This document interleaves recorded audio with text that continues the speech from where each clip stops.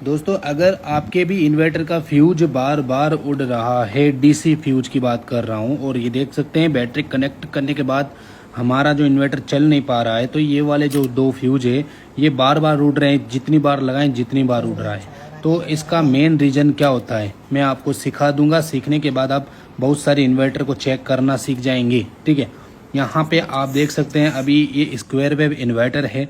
ठीक है, square wave है। अभी यहाँ पे डायरेक्टली मैं जोड़ता हूँ तो शॉर्ट सर्किट होता है। देखो यहाँ पे बहुत ज़्यादा शॉर्ट सर्किट हो रहा है। वो बैटरी के वायर जो है ना काफ़ी ज़्यादा गर्म हो रहे हैं और यहाँ पे कोई भी इंडिकेशन शो नहीं हो रहा है। ठीक है, ये आपकी आंखों के सामने शॉर्ट सर्किट हो रहा है, ये नहीं होना चाहिए। इसका मतलब या तो ट्रांसफॉर्मर का आउटपुट खराब हो गया होगा, तो आउटपुट का जो पिन होता है ना इसको हम निकाल देते हैं। हो सकता है ट्रांसफॉर्मर शॉर्ट है, तो चलो यहाँ से हम इनके पिनों को निकाल देते हैं। इनपुट आउटपुट दोनों चार्जिंग वगैरह की सभी पिनों को निकाल करके अब हम क्या करेंगे, दोबारा से टेस्टर को कनेक्ट करके देखेंगे यहाँ पे फ्यूज़ की जगह। तो यहाँ फिर भी अभी भी शॉर्ट सर्किट आ रहा है। ओके, ये देख सकते हैं। इसका मतलब ट्रांसफॉर्मर का जो शॉर्ट सर्किट प्रॉब्लम है वो तो सही है, कोई ज़्यादा दिक्कत नहीं लगी मेरे को। अब यहाँ पे आपको तीसरा काम क्या करना है, देखो यहाँ पे जो हीट सिंक के ऊपर जो ट्रांसफॉर्मर की प्राइमरी वाइंडिंग का कनेक्टर है यहाँ पे, तो इन दोनों कनेक्टर को निकाल देना है। जैसे कि अगर स्क्वायर वेव इन्वर्टर है तो यहाँ पे इन दोनों कनेक्शन को रिमूव कर देना है हीट सिंक से, और साइन वेव इन्वर्टर है तो उसमें से एक भी निकाल दें तो कोई दिक्कत नहीं है। तो यहाँ पे दोनों ही निकालेंगे, स्क्वायर वेव इन्वर्टर है। ठीक है ना, तो इन दोनों कनेक्शन को मैं हटाता हूँ ट्रांसफॉर्मर वाले को।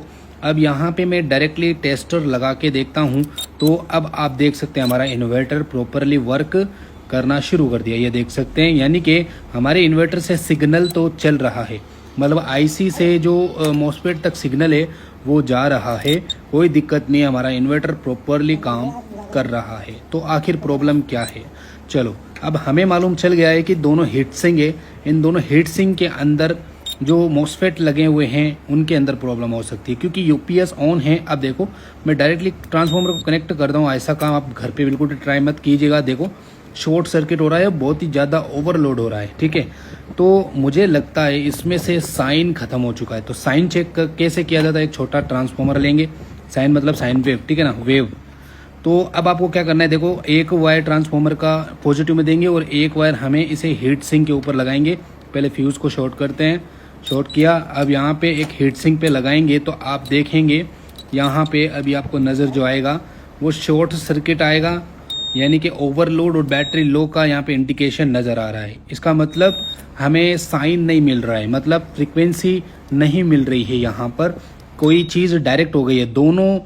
दोनों चैनल में यही दिक्कत देखने को मिल रही है। इसका मतलब आपको समझना क्या है, देखो मैं बताता हूँ। इसका मतलब हमारे इन दोनों चैनल के जो हीट सिंक है, इसका जो मॉसफेट है वह शॉर्ट हो चुका है, मतलब जो इनका नेगेटिव है डायरेक्ट हो चुका है।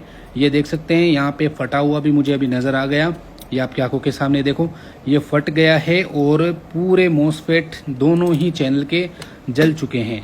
तो आपस में ये शॉर्ट हो गए, इसलिए हमें आउटपुट में नेगेटिव दिखा रहा है। ठीक है ना, डायरेक्टली फ्रीक्वेंसी नहीं दिखा रहा है।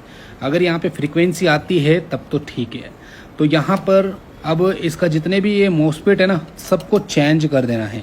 सभी मॉसफेट जब चेंज हो जाएंगे तो आपको फ्रीक्वेंसी मिल जाएगी और रिपेयर हो जाएगा।